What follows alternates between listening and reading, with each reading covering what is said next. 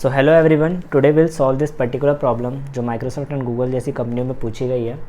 तो इस क्वेश्चन को पहले हम रीड कर लेते हैं और फिर मैं आपको इसका सॉल्यूशन समझाता हूँ। Write a function to find the longest common prefix string amongst an array of string if there is no common prefix return an empty string.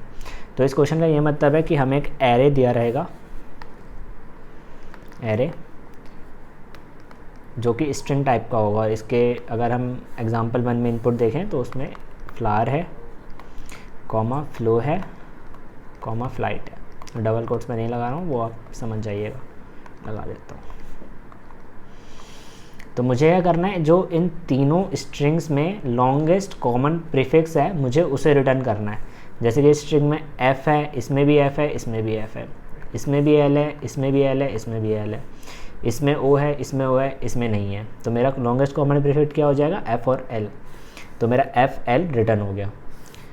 और ऐसे ही अगर हम स्ट्रिंग 2 में देखें तो इसमें डॉग, रेस कार, कार, तो डी आर, तो ऑब्वियसली अगर डी और आर ही मैच नहीं कर रहे हैं तो आगे हमें करने की ज़रूरत ही नहीं है। तो यहाँ पे तो कुछ भी कॉमन नहीं रहेगा, तो हम एक एम्प्टी स्ट्रिंग को रिटर्न कर देंगे। तो पहले मैं आपको इसका कोड दिखा देता हूँ, फिर मैं उसके साथ साथ आपको समझाऊंगा कि मैंने लॉजिक क्या लगाया है।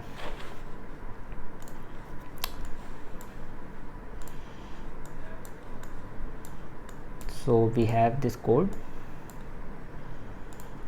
तो इस कोड को हम मेन फंक्शन से रीड करना स्टार्ट करेंगे। तो मेन फंक्शन में मैंने लिया है int n c in n, मतलब एक एन टाइप का इंटीजर लिया है और उसे स्टोर करा लिया। मैं ये चीज़ यूज़र से मांग रहा हूँ, वाई, बिकॉज वो जाके मल्टीपल टेस्ट केसेस के लिए इसे टेस्ट कर पाए कि वर्क कर रहा है या नहीं कर रहा है। तो एन होगा size of array. Size of array मतलब कितनी स्ट्रिंग्स मुझे चेक करनी है, कितनी स्ट्रिंग में मुझे कॉमन प्रीफिक्स निकालना है। और फिर मैं उन तीनों स्ट्रिंग्स को इनपुट करा लूँगा एक फॉर लूप के थ्रू।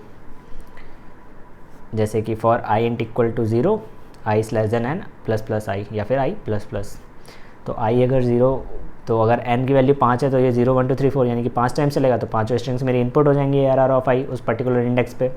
फिर मैं क्या करूँगा, मैं उस लॉन्गेस्ट कॉमन प्रीफिक्स को आउटपुट दे दूँगा जो मेरा निकलेगा इन तीनों स्ट्रिंग्स को एवेलुएट करके। तो लॉन्गेस्ट कॉमन प्रीफिक्स मेरा फंक्शन का नाम है और मैं उसमें एरे और उसका साइज़ पास कर दे रहा हूँ।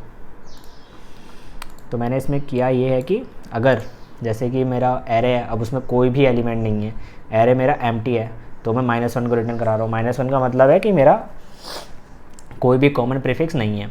और अगर मेरे पास सिर्फ एक ही स्ट्रिंग है तो वो खुद ही कॉमन प्रीफिक्स हो जाएगी पूरी की पूरी। तो मैं उस पहली वाली स्ट्रिंग को ही रिटर्न करा दूँगा। ये मैं बेस के लिए मान लेता हूँ ताकि मुझे इतना सारा कंप्यूटेशन ना करना पड़े बेफालतू में। फिर अगर मेरे पास एक से ज़्यादा स्ट्रिंग है तो मैं उसे सॉर्ट करा लूँगा। अब हम सॉर्ट क्यों करा रहे हैं वो चीज़ मैं आपको समझा देता हूँ।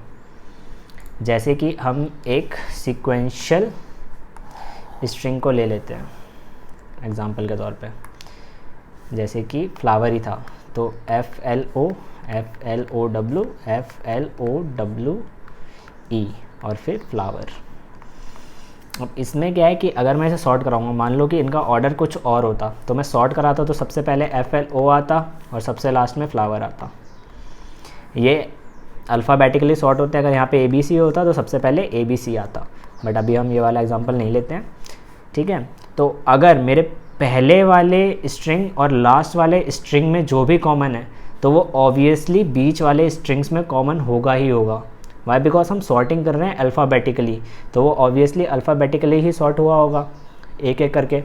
जैसे कि फ्लावर है तो इसके बाद फ्लो आया होगा, क्योंकि FLO सबसे पहले फ्लो आएगा, फिर आएगा FLOW, फिर आएगा मेरा FLOW, ये तो ऑलरेडी पीछे तक था। फिर इसके बाद आएगा E फ्लो मतलब FLOWE, फिर आएगा फ्लावर। तो अगर मेरा पहली वाली स्ट्रिंग और लास्ट वाली स्ट्रिंग में कुछ कॉमन है तो वो उसके बीच वाले स्ट्रिंग में तो कॉमन होगा ही होगा। तो इससे हमारा फ़ायदा ये है कि हम पहली और लास्ट वाली स्ट्रिंग को इवैल्यूएट कर लेंगे और तो हमारा आंसर निकल के आ जाएगा। अगर पहली और लास्ट वाली स्ट्रिंग में कुछ भी मैच नहीं कर रहा होगा तो हमारा ऑब्वियसली बीच वाली स्ट्रिंग में मैच करने का मतलब ही नहीं है, क्योंकि हमें इन सारे एरे स्ट्रिंग्स में, मतलब जितनी भी स्ट्रिंग है एरे में, उन सबको इवैल्यूएट करके कॉमन प्रीफिक्स निकालना है। तो मैंने इसी चीज़ का यूज़ किया है। तो अगर मैं सॉर्ट कर दूंगा, मान लो कि इसका ऑर्डर कुछ और होता, सॉर्टेड आ जाएंगे तो वो तो बेस्ट केस है,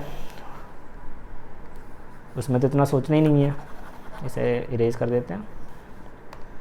तो मान लो कि सॉर्टेड ऑर्डर में नहीं आता मेरे पास, समझ लो पहले आया FLO आया, फिर आया FLI, फिर आया FLOWER, फिर मेरे पास आया FLE ले लेते हैं FL।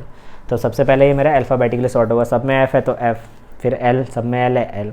फिर हमारे पास आई पहले आता है या ओ पहले आता है? हमारे पास आई पहले आता है, तो एफ एल आई, फिर एफ एल ओ, फिर सबसे पहले एफ एल, फिर F L I, F L O, सबसे पहले एफ एल, फिर एफ एल आई, फिर एफ एल ओ, फिर F L O W E R. तो अगर हम पहली और लास्ट वाली स्ट्रिंग को इवेल्यूएट कर रहे हैं, मतलब पहली और लास्ट वाली, वो आगे पीछे हो गया था, पहली और लास्ट वाली स्ट्रिंग को इवेल्यूएट कर रहे हैं, तो हमारे पास longest common prefix by default निकल के आ जाएगा सारी स्ट्रिंग्स का। पहली और लास्ट में ही अगर कुछ बराबर नहीं हुआ तो कोई सी भी स्ट्रिंग में बराबर होने का कोई मतलब नहीं है। तो हम देख लेते हैं हमने कोड में किया गया। फिर हमने फर्स्ट और लास्ट को निकाल लिया, जैसे कि मैंने अभी आपको लॉजिक बताया। फिर हम क्या करेंगे, इंट आई ले लेंगे। आई किस ले लेंगे वो मैं आपको आगे बताता हूँ। मतलब आई इसलिए लेंगे कि ताकि मैं सब स्ट्रिंग को रिटर्न कर पाऊँ उस पर्टिकुलर इंडेक्स तक। तो अब इसमें एक चीज़ है कि मैंने जो फॉर लूप है वो फर्स्ट डॉट लेंथ चलाया। अब मैंने लास्ट डॉट लेंथ क्यों नहीं चलाया? तो फर्स्ट डॉट लेंथ इसलिए चलाया क्योंकि फर्स्ट वाला जो मेरा इंडेक्स रहेगा, मतलब जो फर्स्ट वाली मेरी वैल्यू रहेगी वो छोटी रहेगी।